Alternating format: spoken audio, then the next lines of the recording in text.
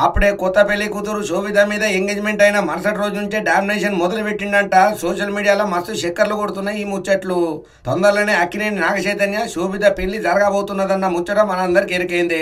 ఈ ముచ్చట్లల్లా ఫ్లూట్ స్వామికి పగిలిపోయిందన్న ముచ్చట కూడా మనం గట్టిగానే విన్నాం.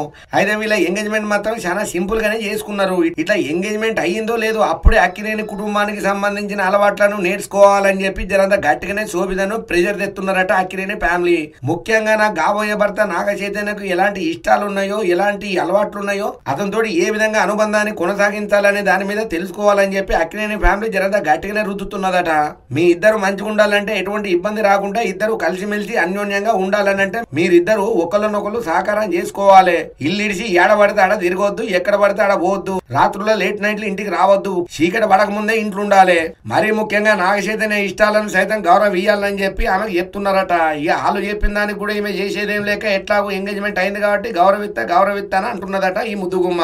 అయితే ప్రస్తుతానికి సినిమా ఫీల్డ్ లో మాత్రం శోభితకు ఆఫర్లకేం కొదవలేదు, బొచ్చడు ఆఫర్లు వస్తున్నాయట.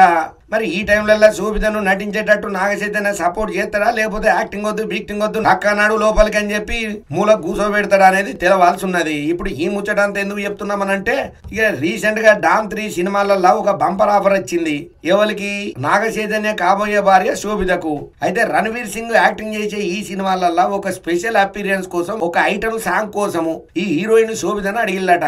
మరి అక్కినేని ఫ్యామిలీలో ఏమయ్యిందో ఏందో తెలియదు గానీ ఆ ఫోన్ చేసిన డైరెక్టర్ కు మాత్రం చెప్పిందట, ఐటమ్ సాంగ్లు బోటం సాంగ్లు అంటే నేను చెయ్యను, పద్ధతి గల పాత్ర ఏదన్నా ఉంటే చెప్పండి, మంచి క్యారెక్టర్ డెప్త్ ఉన్నది, పేరొత్తది అంటే చెప్పండి చేత్తా. డీ గ్లామర్ క్యారెక్టర్లు, ఎక్స్పోజింగ్ క్యారెక్టర్లు ఓవర్ గా నన్ను చూపించి ఏదో అద్భుతాలు చేద్దామనే పాత్రలు నాకు వద్దు.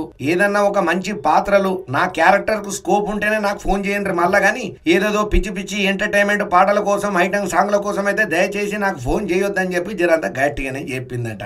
ఉన్నట్టుండి ఈ ముచ్చట్లన్నీ నిన్నటువంటి డైరెక్టర్ నోరెళ్ళ పెట్టిండట. పక్కన నోళ్ళు అన్నారంట, నోరు ఎక్కువ జరకు దోమలు పోతాయి, ఈగలుగుతాయి, నోరుమోయ్ అనగానే తప్పుడు దాకా నోరు మూసి ఈమె చెప్పిందంత తిన్న తర్వాత షాక్లకి దేరుకోనికే గంట అయ్యిందట. మొన్నటి దాకా అద్భుతమైనటువంటి సిరీస్లు చేసింది, ఓటీటీలు చేసింది, పెద్ద పెద్ద యాడ్లే చేసింది, చేయకూడని సినిమాలన్నీ చేసింది. ఇప్పుడు ఉన్నట్టుండి ఓహో అక్కినేని ఇంటికి కోడలైతున్నది కాబట్టి ఓకే అని చెప్పి ఇంకో గిరాయిని ఎత్తుకునే పనుల పడ్డాడట ఆ డైరెక్టరు. కాకపోతే శోభిత మాత్రం ఒకటే బాగా ఫిక్స్ అయినట్టు కనబడుతుంది.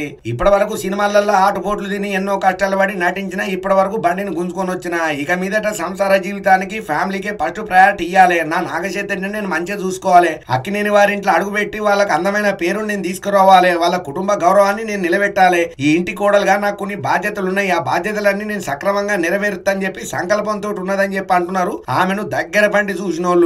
ఏదేమైనా శోభిత ధూళిపల్ల నాగచైతన్య విషయంలో ఏదైతే నిర్ణయం తీసుకున్నదో ఇదే నిర్ణయాన్ని జీవితాంతం కంటిన్యూ చేస్తే మంచిగా ఉంటది. ఈ సినిమాలలో యాక్టింగ్ చేయకుండా నాగచైతన్యను అక్కినేని ఫ్యామిలీని చూసుకుంటా మీ ఇంటి పట్టున ఉంటే చాలు, అదే మాకు పెద్ద గిఫ్ట్ అని చెప్పి మస్తు మురిసిపోతున్నారు అక్కినేని ఫ్యామిలీ, అక్కినేని అభిమానులు.